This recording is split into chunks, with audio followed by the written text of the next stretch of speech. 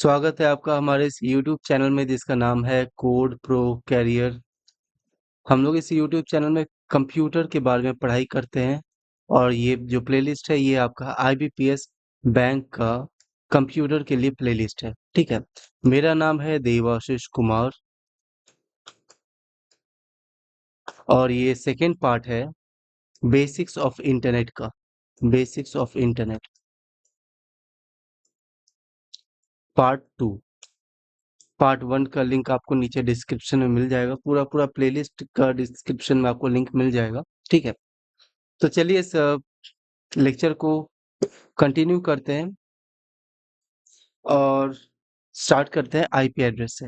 IP address internet protocol address होता है जो कि एक यूनिक आइडेंटिफायर होता है हर एक डिवाइस के लिए जो कि इंटरनेट नेटवर्क से कनेक्टेड है। ये अलाउ करता है किसी भी डिवाइस को दूसरे डिवाइस से कनेक्शन बनाने में। ये फंक्शन करता है एक डिजिटल एड्रेस के तरह जो कि डायरेक्ट डेटा को एक करेक्ट डेस्टिनेशन में भेजता है। ठीक है, जैसे कि हर एक लोगों के पास एक फोन नंबर होता है, एक phone number unique phone number होता है। जब आप लोग कॉल करते हैं तो उस यूनिक फोन नंबर पे कॉल जाता है। उसी तरह से हर एक डिवाइस का एक अपना एक सेपरेट यूनिक आईपी एड्रेस होता है।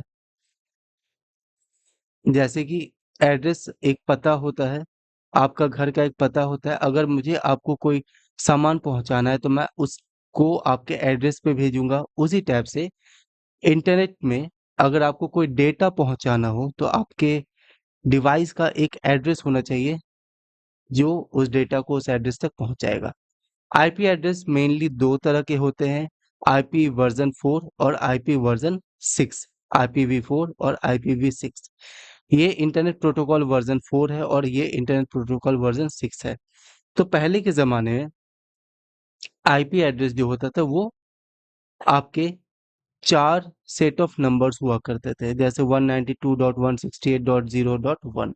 ठीक है, और ये हर एक सेट को डॉट से अलग अलग करते थे।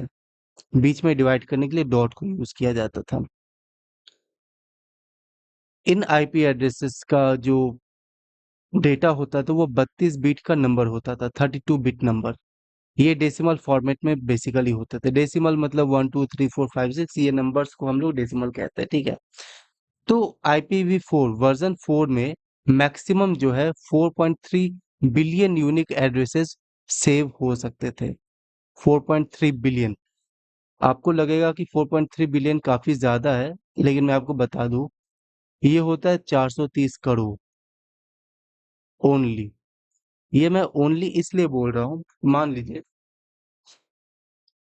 कि हर एक डिवाइस अगर मैं इंटरनेट से कनेक्ट कर रहा हूँ और हर एक डिवाइस का एक यूनिक आईपी एड्रेस है।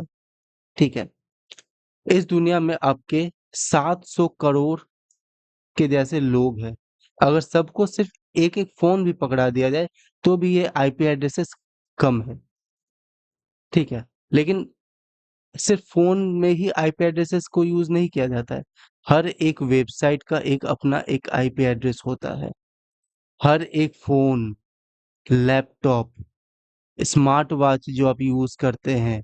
ठीक है, आजकल आपके जो एडवांस आईओटी डिवाइसेस अभी मैंने बताया, आईओटी डिवाइसेस में इंटरनेट से कनेक्टेड रहते हैं। आपके सीसीटीवी कैमरा इंटरनेट से कनेक्टेड रहते हैं। आपके लाइट फैन, ये सारी की सारी चीजें इंटरनेट से कनेक्टेड रहती है। ठीक है, तो उन सबको तो एक आईपी एड्रेस चाहिए होगा ना, करेक्ट। तो सिर्फ 430 करोड़ 4.3 बिलियन यूनिक एड्रेसेस से काम नहीं बन रहा था, इसीलिए IPv6 का इजाद किया गया। तो आईपी इंटरनेट प्रोटोकॉल वर्जन 6 में क्या है कि हम लोग यहाँ पे चार सेट हुआ करता था ना, 1 2 3 4। अब क्या है कि ये 8 सेट होने लगा, 1 2 3 4 5 6 7 8 सेट। और हर एक सेट जो है हेक्साडेसिमल डिजिट को यूज करने लगा। हेक्साडेसिमल होता है आपका, जैसे मैंने आपको डेसिमल के बारे में बताया, डेसिमल में आपको 0 से लेकर के 9 तक रहता है। ठीक है, हेक्साडेसिमल में 0 से लेकर 9 तक रहता है। उसके बाद फिर A B C D E और F तक रहता है। ठीक है, तो ये हो गया आपका हेक्साडेसिमल, मतलब 16 तरह के इसमें कैरेक्टर्स होते हैं। 10 आपके डेसिमल डिजिट्स हो गए और 6 आपके अल्फाबेट्स हो गए, ठीक है।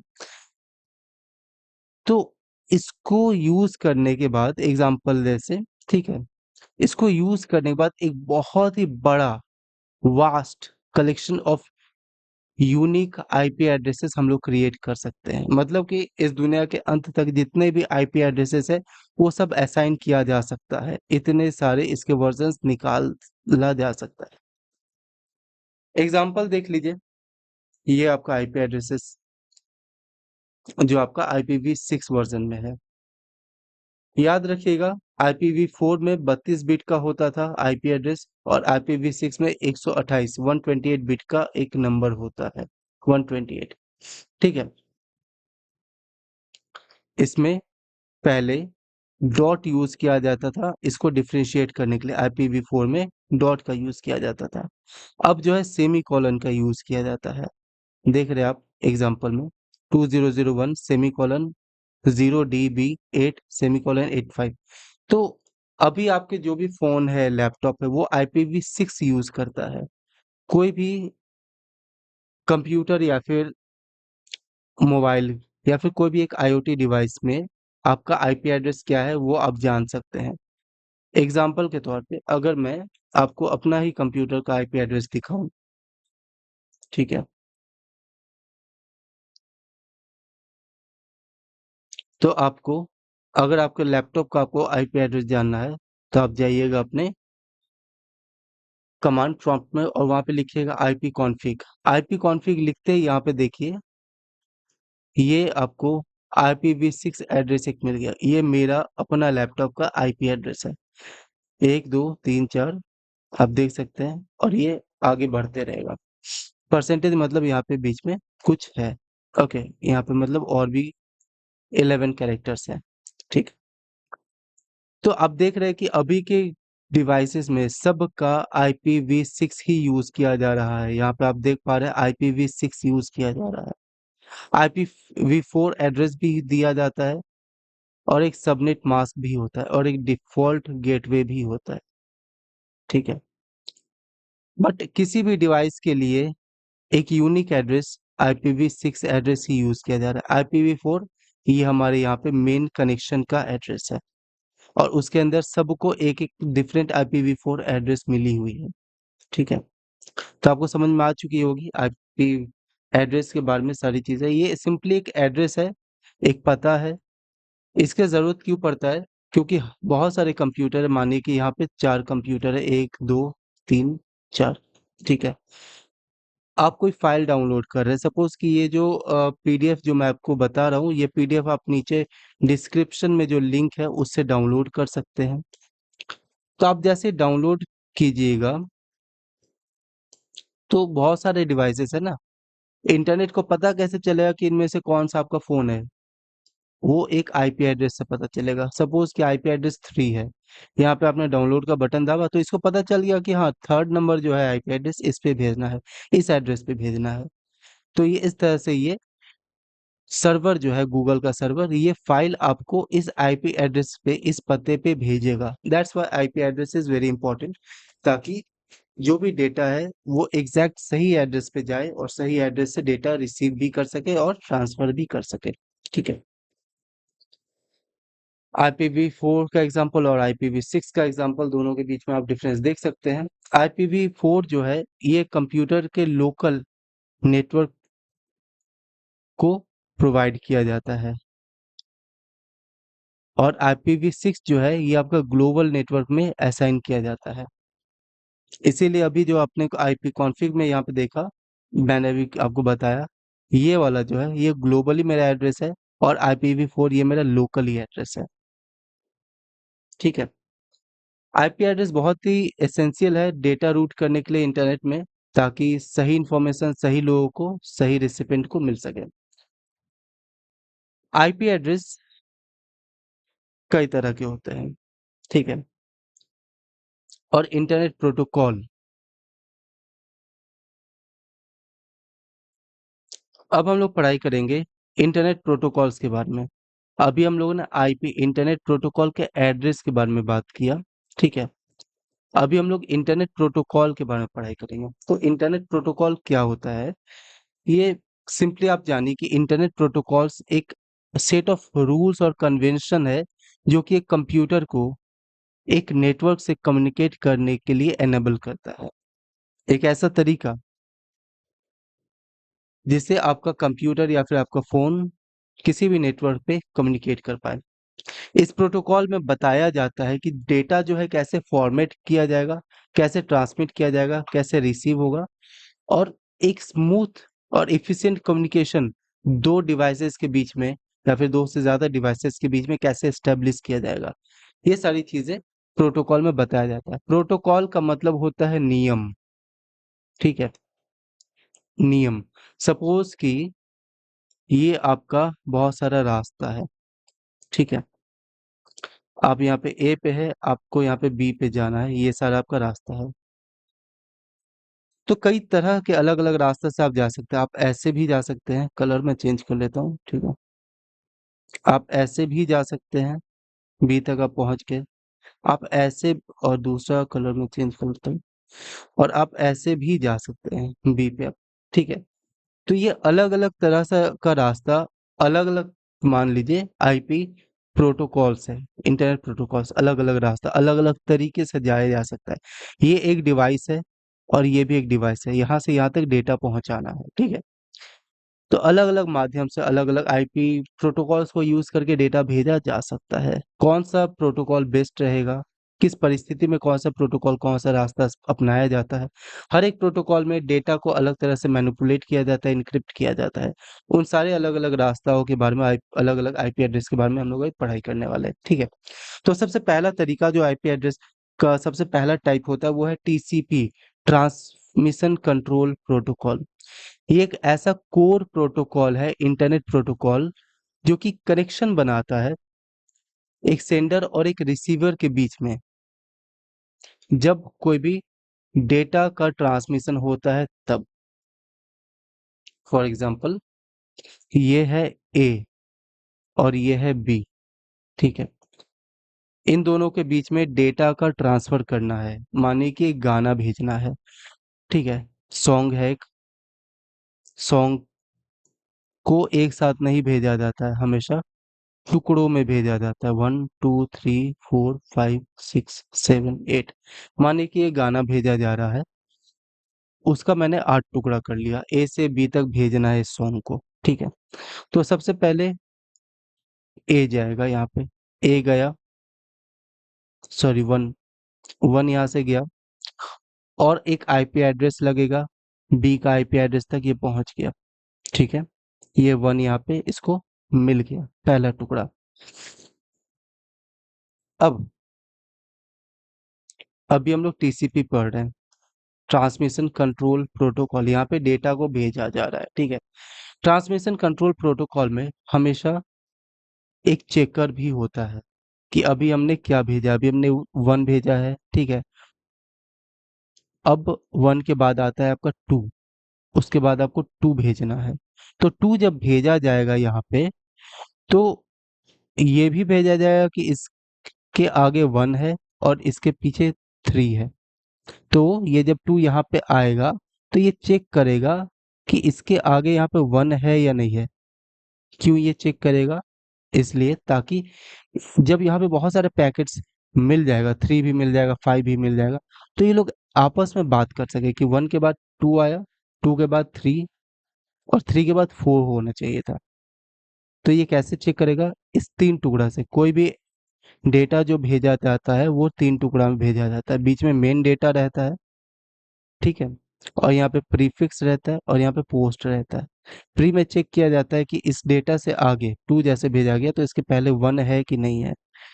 पोस्ट में भेजा जाता है कि इस टू जो है इसके बाद क्या आना चाहिए, इसके बाद थ्री आना चाहिए, तो यहाँ से थ्री आएगा, और यह है मेन डेटा।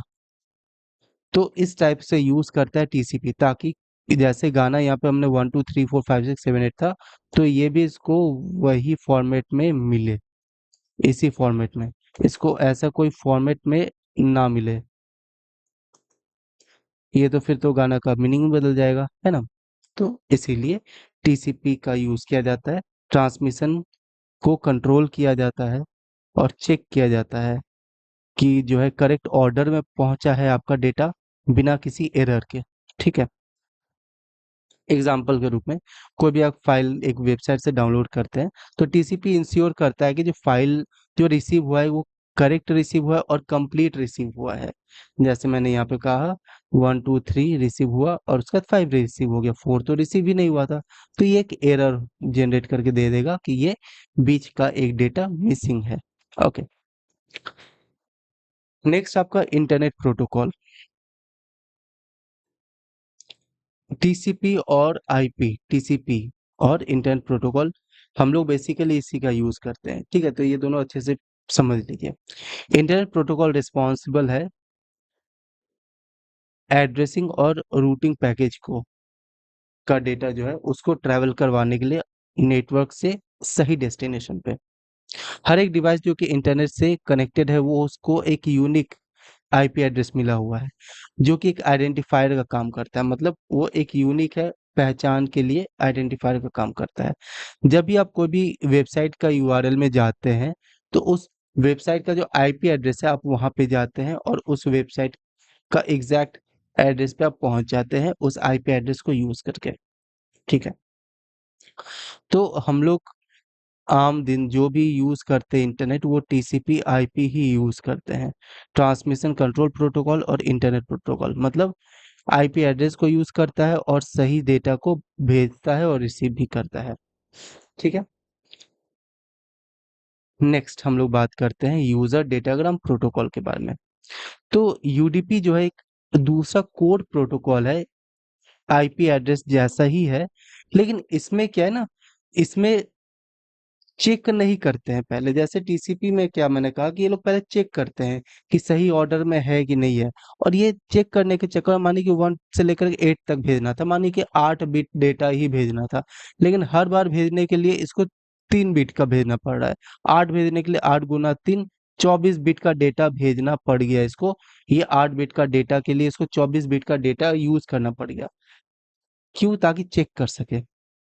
8 टुकड़े थे, 8 बिट भेजना था, लेकिन हर एक बिट के साथ आगे प्रीफिक्स और पोस्टफिक्स भी भेजा गया ताकि चेक कर सके कि वो सही से गया है कि नहीं। तो इसमें क्या है कि 3 × 8 24 बिट का यूज हो गया, ये एग्जाम्पल मैं बता रहा हूँ। तो 8 बिट भेजने में बहुत ही कम समय लगता है, जल्दी पहुंच जाता है, लेकिन 24 बिट भेजने में टाइम भी ज्यादा लग गया, ज्यादा डिले हो गया।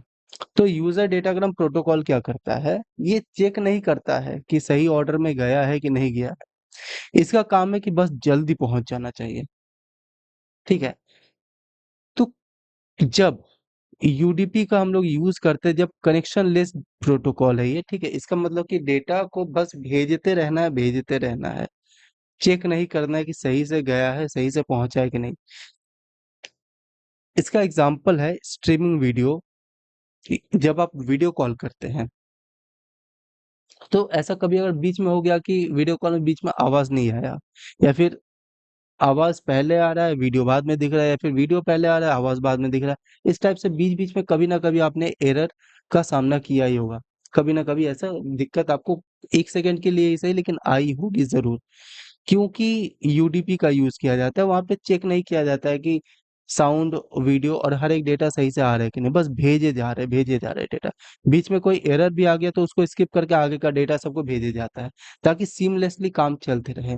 एग्जाम्पल जैसे कि वीडियो स्ट्रीमिंग होता है, आप अगर ऑनलाइन पढ़ाई करते हैं, ऑनलाइन वीडियो कॉल करते हैं, तो वहाँ पे स्पीड को ज्यादा प्रायोरिटी दी जाती है, ना कि रियलिबिलिटी रिलायबिलिटी को। ठीक है, क्योंकि वहां पे स्पीड ज्यादा इंपॉर्टेंट है। बीच में कुछ अगर एक दो डेटा छूट भी गया तो कोई बात नहीं, आगे का डेटा वो भेजते रहता है।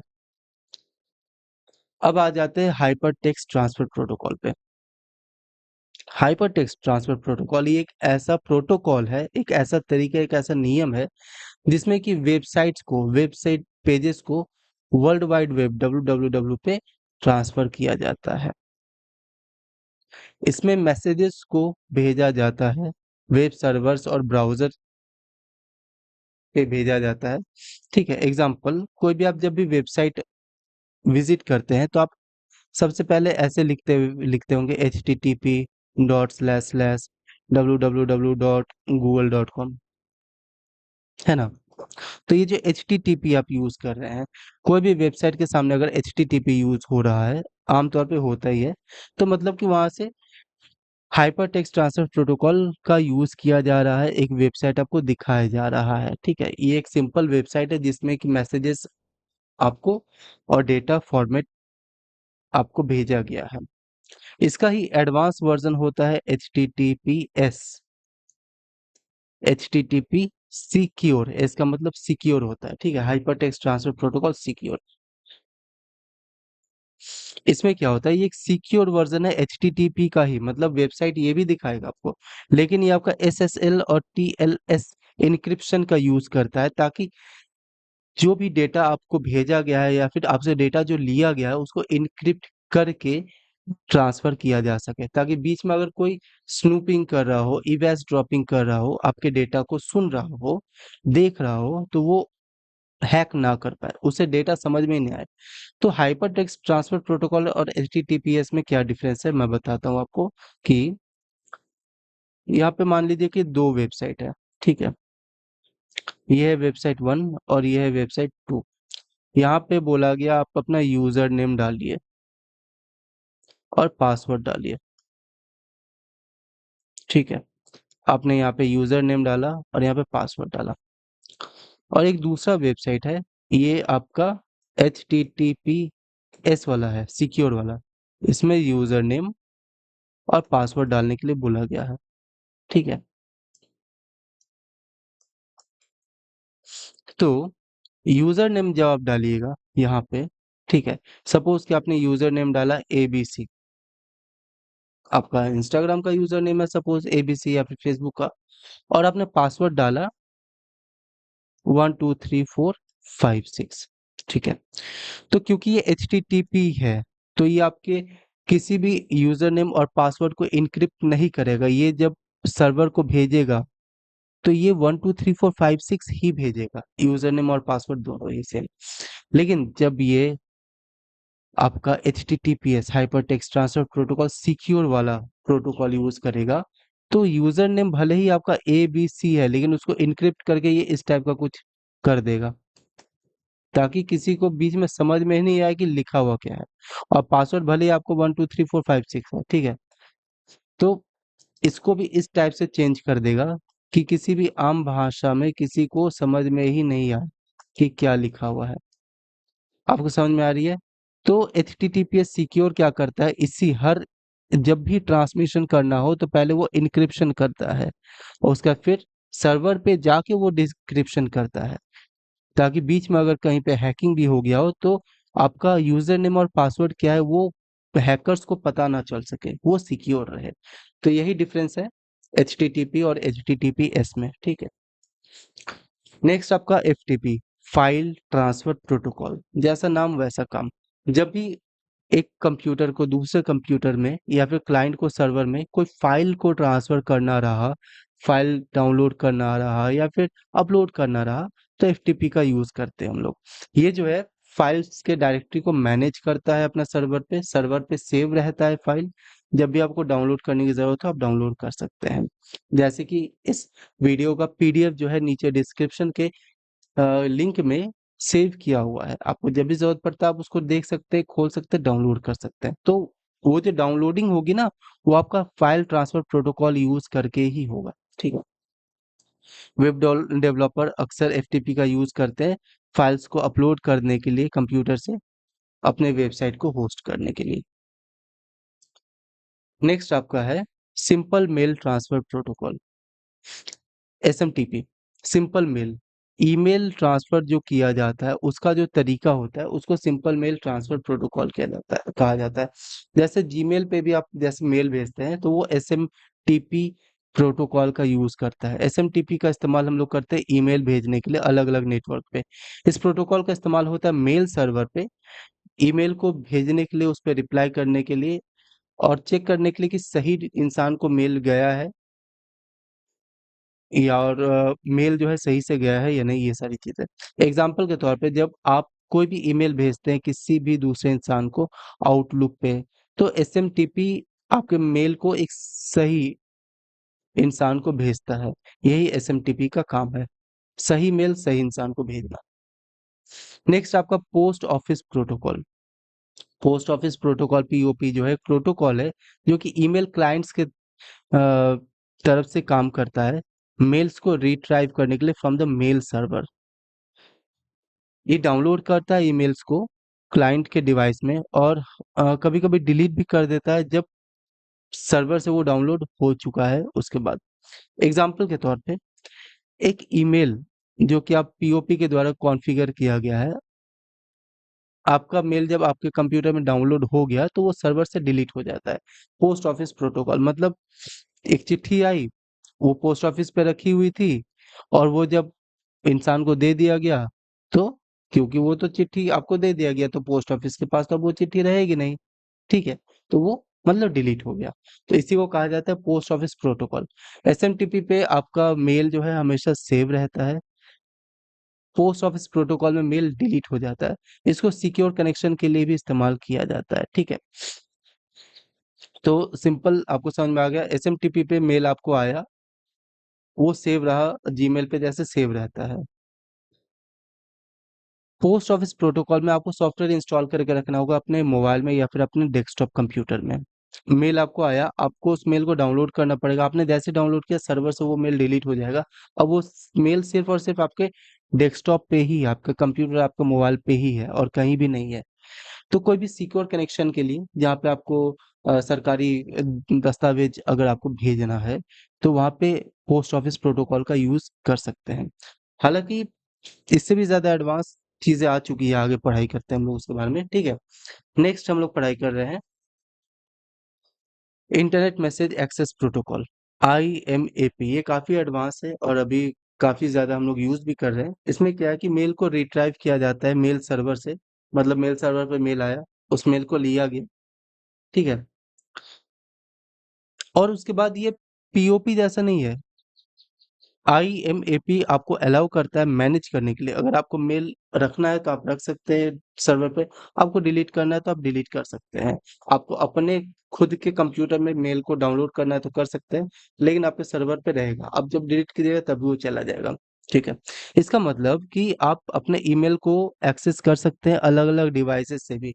मतलब आपके पास 4 फ़ोन है, आपके पास लैपटॉप है, आप जैसे जीमेल मोबाइल में खोलिए, लैपटॉप में खोलिए, आप सब जगह से आप उसको डाउनलोड कर सकते हैं, पढ़ सकते हैं और उसको एक्सेस कर सकते हैं, ठीक है? तो जो भी आपके मॉडर्न ईमेल सर्विसेज जैसे जीमेल हो गया, याहू मेल हो गया, ये सब आईएमएपी का यूज़ करता है, ताकि आप मल्टीपल डिवाइसेस में मेल को यूज़ कर सकें और आप उसे जो है रिप्लाईज़ दे सके, मेल को पढ़ सके, एक्सेस कर सके मल्टीपल डिवाइसेस में, अलग-अलग डिवाइसेस में, ठीक है? नेक्स्ट आ जा रहा है domain name system. Domain name system एक बहुत ही इम्पोर्टेंट प्रोटोकॉल है। जैसे मैंने आपको बताया था पार्ट 1 में लेक्चर में कि हर एक आईपी एड्रेस के लिए एक डोमेन नेम होता है, सिस्टम दिया जाता है। और मैंने गूगल का भी आपको एग्जांपल दिया था, पार्ट 1 में आपने देखा होगा लास्ट वीडियो में, नहीं देखा तो जाकर देख सकते हैं। बहुत ही अच्छे से मैंने एक्सप्लेन किया हुआ है, इसलिए अभी मैं उतना अच्छे से एक्सप्लेन नहीं कर रहा हूँ, ओके? क्योंकि मैंने बहुत अच्छे से प्रैक्टिकली समझाया हुआ है। तो डीएनएस एक ऐसा प्रोटोकॉल है जो कि आईपी एड्रेसेस को ह्यूमन डोमेन नेम की तरह सेव करके रखता है ताकि इंसान को याद रह सके। जैसे कि मैंने कहा था कि गूगल का भी एक आईपी एड्रेस होता है 192.196 डॉट ब्ला ब्ला समथिंग होता है, तो हम लोग उतना याद नहीं रख सकते हैं। हम लोग सिर्फ google.com याद रख सकते हैं, इसीलिए नंबर्स याद ना रखना पड़े, इसीलिए हर एक आईपी एड्रेस को एक नाम दिया जाता है, डोमेन नेम दिया जाता है। facebook.com, instagram.com, ये सारी की सारी जो है आपका डोमेन नेम्स होते हैं। हर एक डोमेन नेम का अपना एक आईपी एड्रेस भी होता है। हम लोग को आईपी एड्रेस याद रखने की ज़रूरत नहीं है क्योंकि डोमेन नेम सिस्टम में हर एक आईपी एड्रेस का क्या डोमेन नेम है, वो याद रखता है। ये एक टाइप का टेलीफ़ोन डायरेक्टरी है। आप बोल सकते हैं टेलीफ़ोन डायरेक्टरी में पहले होता था ना कि लोगों के नाम और उसके फ़ोन नंबर लिखे हुए रहते थे। आपको फ़ोन नंबर याद करने की ज़रूरत नहीं पड़ती थी। आप उसका नाम रखिए, सर्च कीजिए और आपको उसका आईपी एड्रेस आपको उसका टेलीफ़ोन नंबर मिल जाता था। उसी टाइप से डोमेन नेम सिस्टम में उसके पास एक आईपी एड्रेस का डायरेक्टरी है, टेलीफ़ोन डायरेक्टरी जैसा। आप google.com लिखिएगा तो वो अपने डायरेक्टरी में जाएगा, अपने लिस्ट में। वो चेक करेगा कि google.com हमने जो लिखा हुआ है उसका आईपी एड्रेस क्या है। वो निकालेगा और उस आईपी एड्रेस पे आपको ट्रांसफ़र कर देगा, ठीक है? नेक्स्ट आपका dynamic host configuration protocol DHCP. ये क्या करता है? आपको आईपी एड्रेस असाइन करता है हर एक नेटवर्क में। जब भी एक डिवाइस एक नेटवर्क पे कनेक्ट होता है, डीएचसीपी जो है उसे एक आईपी एड्रेस दे दिया जाता है। फॉर एग्जांपल आपका स्मार्टफ़ोन जैसे ही एक वाईफ़ाई नेटवर्क पे जाता है, उसको एक टेम्पोरेरी आईपी एड्रेस मिल जाता है जो कि उसका लोकल आईपी एड्रेस होता है, ठीक है? तो आपको हर बार अपना डिवाइस का आईपी एड्रेस सेट नहीं करना पड़ेगा। आप रेलवे स्टेशन में गए, वहाँ का वाईफ़ाई आपने कनेक्ट किया, आपको एक टेम्पोरेरी आईपी एड्रेस मिल जाएगा, लोकल आईपी एड्रेस, ठीक है? नेक्स्ट है simple network management protocol. SNMP में क्या होता है कि इस प्रोटोकॉल में बहुत सारे आपके डिवाइसेस है जैसे कि राउटर, स्विच, सर्वर जो है, ये सबको मैनेज करना, मॉनिटर करना, ये सब से इंफॉर्मेशन कलेक्ट करना, ठीक है? डिटेक्ट करना कि प्रॉब्लम क्या है और प्रॉब्लम अगर है तो उसका सॉल्यूशन क्या है, कॉन्फ़िगर करना, ये सारी चीज़ें जो है एसएनएमपी करते हैं। एसएनएमपी जो है इसका सिंपल काम है नेटवर्क मॉनिटरिंग करना कि अलग-अलग जो आपके डिवाइसेस उस नेटवर्क पे कनेक्टेड है, उसमें कोई इश्यू तो नहीं है और अगर कोई इश्यू है तो वो एडमिनिस्ट्रेटर को बताना कि हाँ, ये इश्यू चल रहा है। नेक्स्ट आपका टेलनेट। ये पहले हम लोग यूज़ किया करते थे। टेलनेट एक ऐसा प्रोटोकॉल है जो कि कमांड लाइन इंटरफ़ेस के द्वारा रिमोट कनेक्शन एस्टेब्लिश करता है किसी दूसरे डिवाइसेस के द्वारा, ठीक है? तो ये अलाउ करते हैं log in remote machine and execute commands as if they are sitting in front of it. Telnet का एग्जांपल देख लो। टेलनेट क्या करता है कि ये कोई भी दूसरा कहीं भी दूसरे जगह पे एक राउटर रखी हुई है,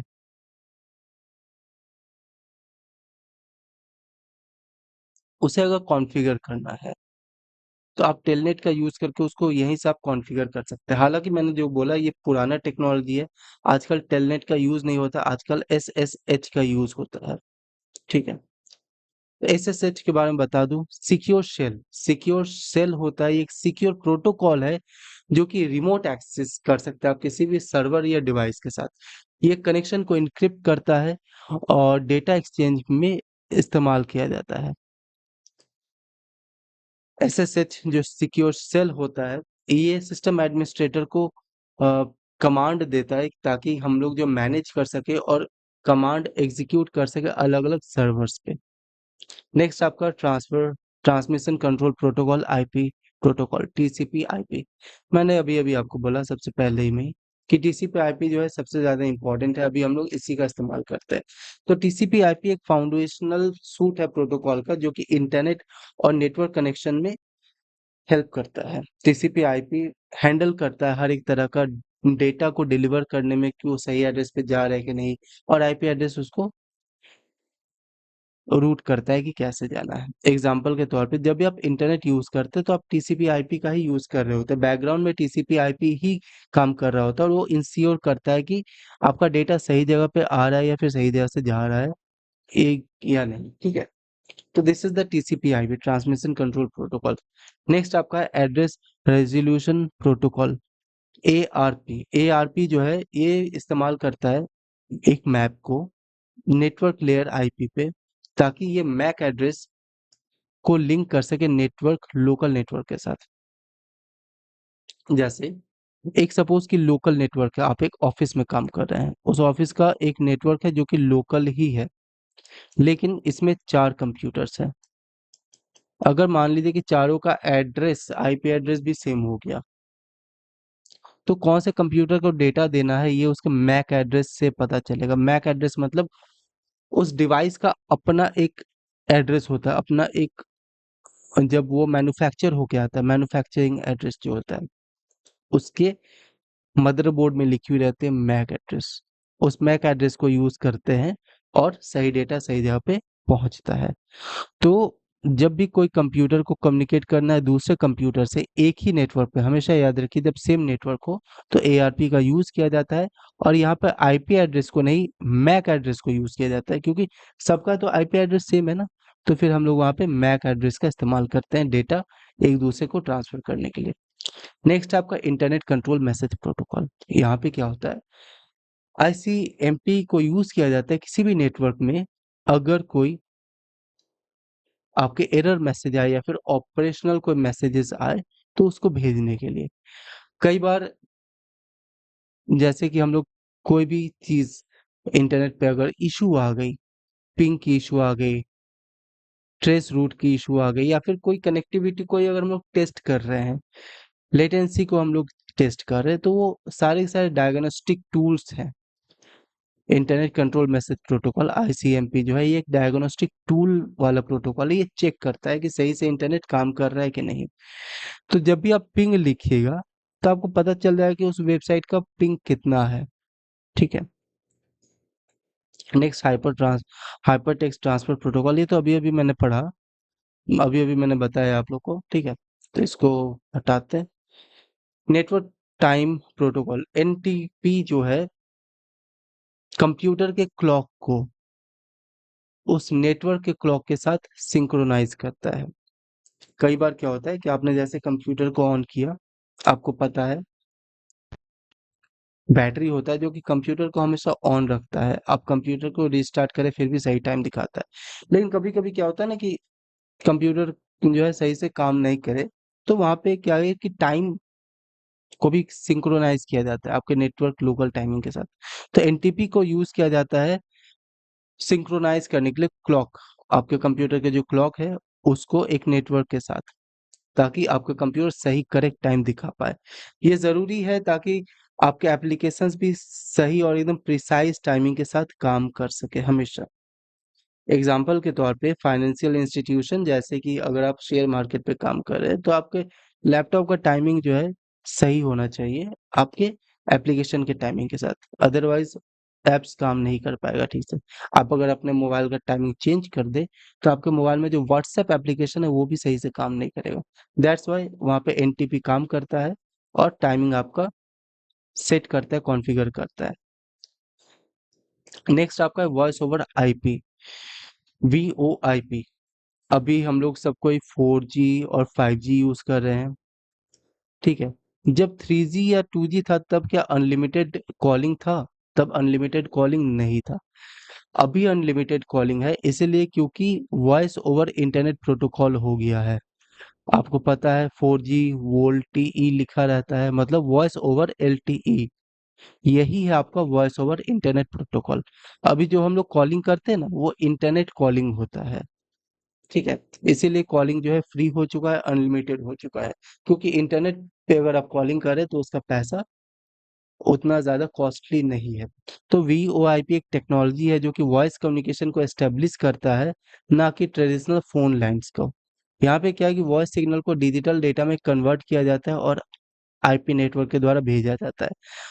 वीडियो कॉल जैसे हम लोग करते हैं स्काइपी या फिर जूम में, वहाँ पे जो हम लोग बातें करते हैं वो वोल्ट वीओआईपी का यूज किया जाता है। और आजकल जितने भी हम लोग कॉलिंग भी कर रहे हैं ना 4G या 5G को यूज करके, वो सारा आपका वॉइस ओवर आईपी ही है।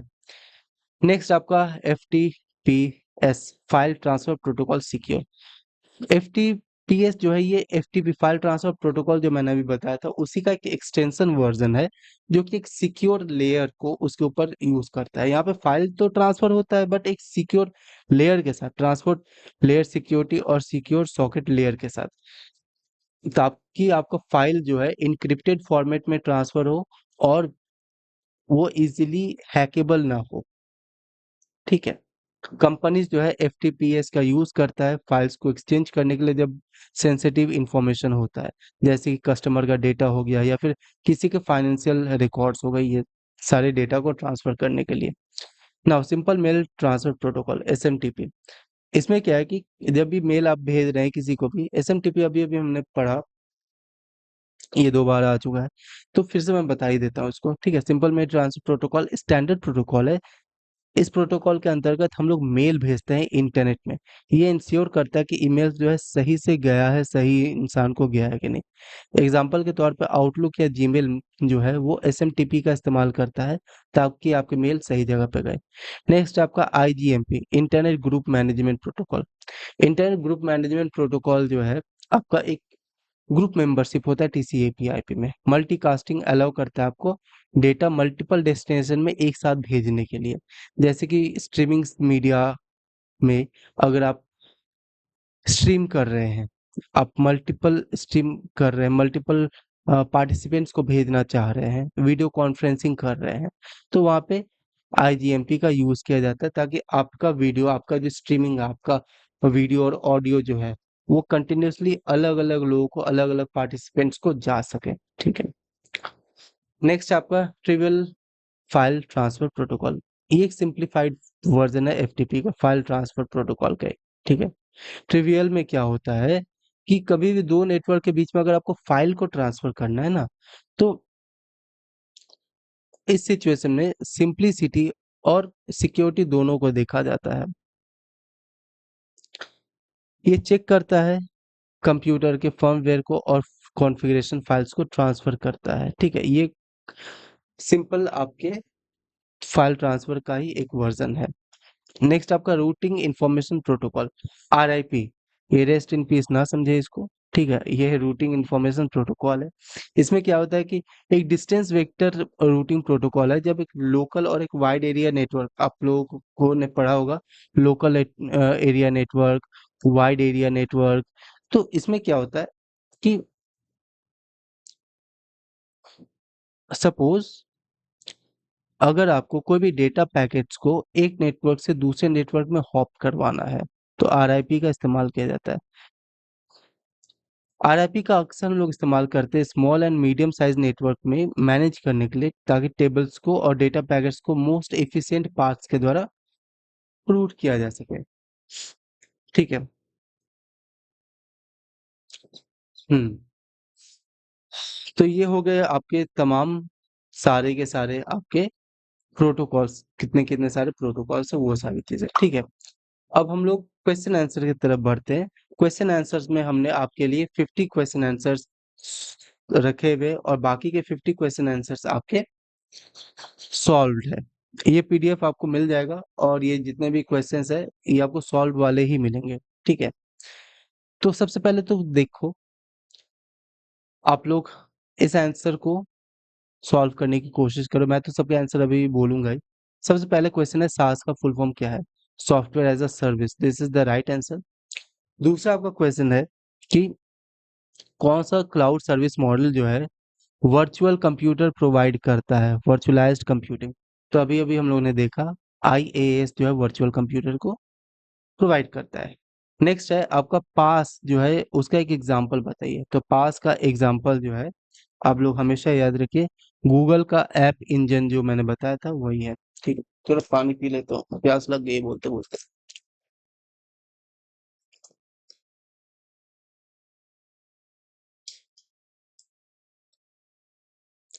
आईएएस का फुल फॉर्म होगा infrastructure as a service,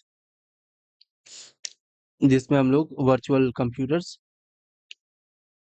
provide किया जाता है। Next, what is the main benefit of सास? सास का मेन बेनिफिट क्या है? सास का मेन बेनिफिट ये है कि कोई भी सॉफ्टवेयर या हार्डवेयर को मैनेज नहीं करना पड़ता है। आप बस सॉफ्टवेयर को यूज़ कीजिए। नेक्स्ट आपका क्वेश्चन नंबर 6 कि इनमें से कौन-सा जो है एग्ज़ाम्पल है आपका एग्ज़ाम्पल ऑफ IPv4 फॉर्मेट, ठीक है? IPv4 फॉर्मेट का इनमें से कौन-सा एग्ज़ाम्पल है? तो अभी मैंने बताया था इस टाइप का यही फॉर्मेट है IPv4 का, ठीक है? ये IPv4 है और 1 2 3 4 5 6 7 8 ये आपका IPv6 है, वर्ज़न 6 है, ये वर्ज़न 4 है, ठीक है? नेक्स्ट है आपका क्वेश्चन कि इनमें से कौन-सा प्रोटोकॉल जो है सिक्योर वेब पेजेज़ को ट्रांसफ़र करने के लिए यूज़ किया जाता है? तो एचटीटीपी, जब भी सिक्योरली की बात की जाए तो एचटीटीपीएस सिक्योर, इसको याद रखिएगा। डीएनएस का फुल फॉर्म क्या है? डीएनएस का फुल फॉर्म अभी मैंने कहा था domain name system, domain name system. What does IP stand for in IP? Internet protocol. ठीक है, देखिए यहाँ पे इंटरनल प्रोटोकॉल लिखा हुआ है तो आप लोग कंफ्यूज मत होइएगा। ठीक है, नेक्स्ट क्वेश्चन नंबर डी का आंसर बताइए। इनमें से कौन सा प्रोटोकॉल जो है मोस्ट आपका कनेक्शन ओरिएंटेड है और इंश्योर करता है reliability on the delivery of the data? TCP, transmission control protocol. ठीक है, नेक्स्ट क्वेश्चन नंबर 11 की कौन सा क्लाउड मॉडल जो है डेवलपर्स के लिए बेस्ट है अगर वो कोई सॉफ्टवेयर को बनाना चाह रहे हैं विदाउट मैनेजिंग इंफ्रास्ट्रक्चर? तो पीएस हमेशा। Next, which part of the domain name identifies the organisation और एंटिटी? मैंने लास्ट लेक्चर में बताया था आपको डोमेन नेम के बारे में सब कुछ। तो डोमेन नेम में हमेशा याद रखिएगा कि जो भी आपका डोमेन है हमेशा वो आपका सेकेंड लेवल जो डोमेन है वो आपका मेन ऑर्गेनाइजेशन का नाम रखता है। जैसे कि www.google.com।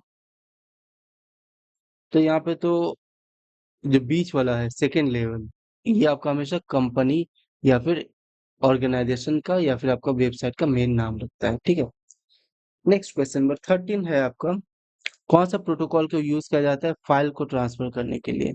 File transfer protocol. ये आईपी एड्रेस किस टाइप का है? तो IPv6 टाइप का है। What does PaaS stand for? PaaS का फुल फॉर्म क्या है? प्लेटफॉर्म एज अ सर्विस, और sorry, platform as a service, yes this one. तो पास का फुल फॉर्म है platform as a service. Question number 16 है आपका कि कौन सा प्रोटोकॉल को यूज किया जाता है आपका which of the protocol is use by the email client to retrieve email from the server? POP का सर्वर से ईमेल को रिट्राइव करने के लिए पोस्ट ऑफिस प्रोटोकॉल का यूज किया जाता है। ये क्या था? Post office protocol. अभी अभी आप लोगों ने पढ़ा। ठीक है, याद रखिए। क्वेश्चन नंबर 17 है कि विच what is the primary function of DNS?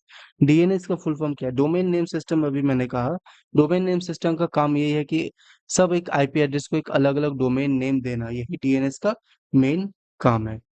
Next question है कि इनमें से कौन सा हाईएस्ट लेवल ऑफ कंट्रोल देता है? Highest level of control user highest level of control IAS में मिलता है क्योंकि उसके पास पूरा पूरा कंप्यूटर वर्चुअल मशीन ही रहता है, वो हर एक चीज कंट्रोल कर सकता है। ओके, क्वेश्चन नंबर 19 है कि मेल भेजने के लिए कौन सा प्रोटोकॉल यूज किया जाता है? SMTP, simple mail transfer protocol. तो एसएमटीपी का यूज किया जाता है मेल भेजने के लिए। क्वेश्चन नंबर 20 है कि www.example.com में एग्जाम्पल क्या है? सेकेंड लेवल डोमेन है। HTTP और HTTPS में डिफरेंस क्या है? सिक्योरिटी का डिफरेंस है। HTTPS जो है इंक्रिप्शन यूज करता है, HTTP नहीं करता है। तो क्वेश्चन ये ऑप्शन नंबर ए जो है वो सबसे सही है। क्वेश्चन नंबर 22 आपको बोल रहा है कौन सा प्रोटोकॉल जो है ह्यूमन रीडेबल डोमेन नेम में ट्रांसफर करता है, मतलब ये ट्रांसलेट करता है आईपी एड्रेसेस को? तो आपका डोमेन नेम सिस्टम, डीएनएस, यही होगा डोमेन नेम सिस्टम। टीसीपी का फुल फॉर्म क्या है? Transmission control protocol. TCP IP आपने पढ़ा अभी, transmission control protocol.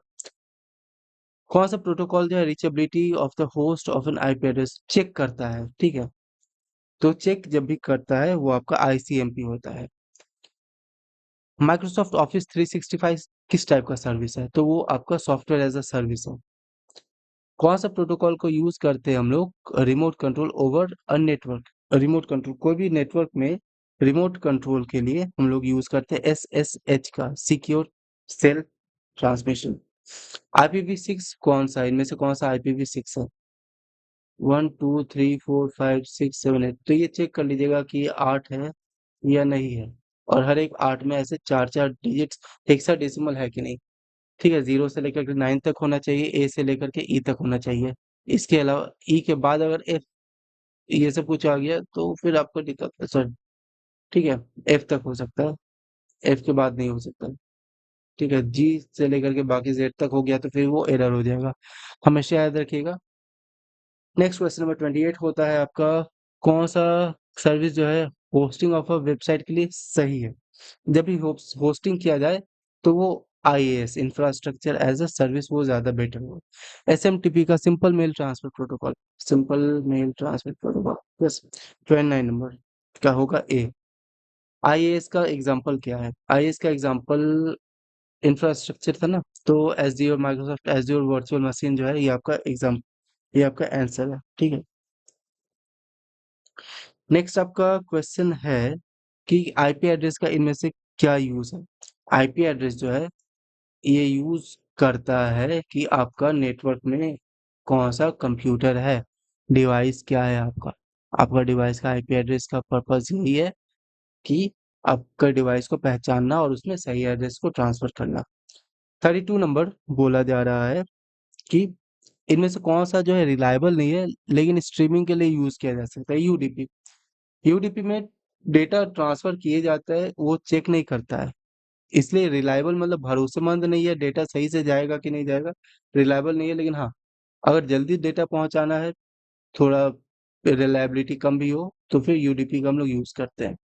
Next function of ARP. ARP network में क्या उसका यूज किया जाता है? एआरपी, अगर एक नेटवर्क में बहुत सारे कंप्यूटर हुए सेम आईपी एड्रेस के, तो उसके मैक एड्रेस को यूज करके उसमें डेटा ट्रांसफर करने का काम एआरपी करता है। 34 नंबर है कि पास जो है टिपिकली प्रोवाइडर्स क्या, डेवलपर्स को क्या प्रोवाइड करता है? तो क्वेश्चन नंबर 34 का आंसर है कि एक प्लेटफॉर्म प्रोवाइड करता है जिससे कि एप्लीकेशन को डेवलप और डिप्लॉय किया जा सके, ठीक है। क्वेश्चन नंबर 35 आपका है कि इनमें से कौन सा सर्विस जो है इंटरनेट पे सॉफ्टवेयर को प्रोवाइड करता है? तो SaaS, software as a service. Which type of IP address, ये किस टाइप का आईपी एड्रेस है? बहुत इजी, आप लोग बता सकते हैं। IPv6 है, 4 है, क्या है? तो ये IPv4 है, हमेशा याद रखिए। डीएनएस का फुल फॉर्म क्या है? Domain name system. बार बार क्वेश्चन आ रहा है। ये सारे क्वेश्चन जो आपके आईबीपीएस के एग्जाम्स जो है उसके पुराने क्वेश्चन है, वही मैंने ली हुई है। तो इस टाइप के फॉर्मेट के क्वेश्चन हमेशा आपके आईबीपीएस में पूछे जाते हैं। तो कई बार आपको इस टाइप के क्वेश्चंस 2 बार आपको दिख जा रहा है क्योंकि 2-3 बार इस सब क्वेश्चंस को पूछा गया है, ठीक है। क्वेश्चन नंबर 38 आपका है कि